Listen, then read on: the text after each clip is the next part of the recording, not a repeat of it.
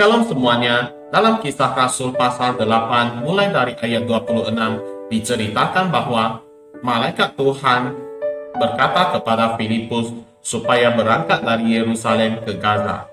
Jalan itu jalannya sunyi. Sampai di situ, ia bertemu dengan seorang sida-sida Ethiopia yang sedang pulang dari beribadah di Yerusalem. Ia duduk di dalam keretanya sambil membaca kitab Nabi Yesaya, tetapi tidak mengerti. Saat itu, Roh Kudus menyuruh Filipus untuk mendekatinya, dan sida-sida itu pun meminta Filipus naik dan duduk di sampingnya. Singkat cerita, sida-sida itu membaca tentang nubuatan Yesaya mengenai pengorbanan Tuhan Yesus. Dan setelah Filipus menjelaskan isi dari kitab itu, sida-sida itu pun menjadi percaya bahwa Yesus Kristus adalah Anak Allah dan memberikan dirinya untuk dibaptis. Tema apa yang didapatkan dari sini?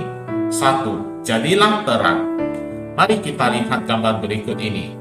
Di sini ada jalan yang membelah dua, tetapi nasib baik ada papan jalan yang menunjukkan kemana arah jalan itu. Tetapi bayangkanlah, ini di malam hari yang gelap. Bagaimana kalau tidak ada lampu mobil ataupun lampu jalan, maka papan jalan itu pun menjadi sia-sia. Begitu juga dengan manusia. Umumnya orang tahu Yesus. Umumnya orang tahu bahwa Alkitab adalah kitab suci Kristen. Dan umumnya orang tahu bahwa Kristen beribadah di gereja. Tetapi mereka tidak tahu kenapa kita mengikuti Tuhan Yesus. Bahkan tidak percaya dengan yang namanya keselamatan. Maka kita adalah terang itu, supaya kita menerangi jalan mereka dan membawa mereka kepada Kristus, supaya mereka juga memperoleh keselamatan seperti yang telah kita peroleh. Dan yang kedua, jangan meremehkan setiap pelayanan. Mungkin ada yang berpikir, Filipus sudah capek-capek menempuh jalan yang sunyi itu, ujung-ujungnya hanya memenangkan satu jiwa.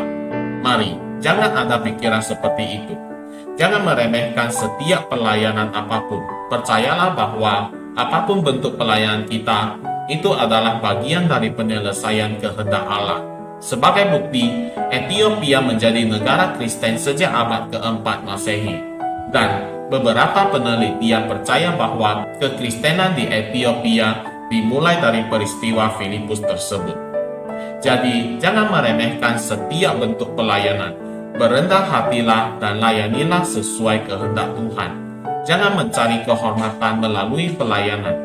Dan percayalah bahwa setiap benih yang ditaburi tidak akan sia-sia. Jadi, jangan tawar hati dalam pelayanan, ataupun hanya mencari pelayanan yang dirasa nyaman saja. Tetapi jadilah taat dan berintegritas dalam setiap pelayanan yang dipercayakan kepada kita. Dan bagi saudara-saudari yang belum melayani Tuhan, mari saya ajak, layanilah Tuhan. Pelayanan bukan hanya di gereja saja, tetapi pelayanan utama yang harus kita lakukan adalah menginjil, memenangkan jiwa, dan mengajar mereka supaya menjadi murid Kristus. Terlebih lagi pelayan gereja sudah seharusnya menginjil. Demikian renungan pagi ini. Mari kita tetap antusias dalam melayani Tuhan dimanapun kita berada. Jadilah berkat bagi sekeliling kita. Tuhan Yesus memberkati.